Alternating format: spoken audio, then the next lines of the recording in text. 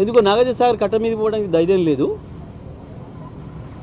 మేము పోయినాం కదా అలాంటి బాజాప్తిగా ఏ రాత్రి ఏ పగలనకుండా నాగార్జున సాగర్ కట్ట మీద మాకు ఎప్పుడు నీళ్ళు అవసరం ఉంటే అప్పుడు పోయి తుమ్ములు ఇట్లా లేపేసి నీళ్ళు తెచ్చినాం బాజాప్తా. ఇవాళ ఇందుకు పోరు ఇద్దరు మంత్రులు ఒక్కసారి తీసుకుపోయి అప్పచెప్పారు కేఆర్ఎంపీకి. కేంద్ర బలగాల పహారాలో ఉంది వాళ్ళ నాగార్జున సాగర్. ఖతమైపోయింది. మంచినీళ్ళు కూడా లేకుండా చేస్తున్నారు దరిద్రులు. నల్గొండ జిల్లాకు మంచినీళ్ళు లేని పరిస్థితి మళ్ళీ తీసుకొస్తున్నారు. మళ్ళీ ఫ్లోరోసిస్ లేచే పరిస్థితికి వచ్చింది. తేలిపాండి నుంచి నీళ్లు పోతుంటే సోయి లేదు.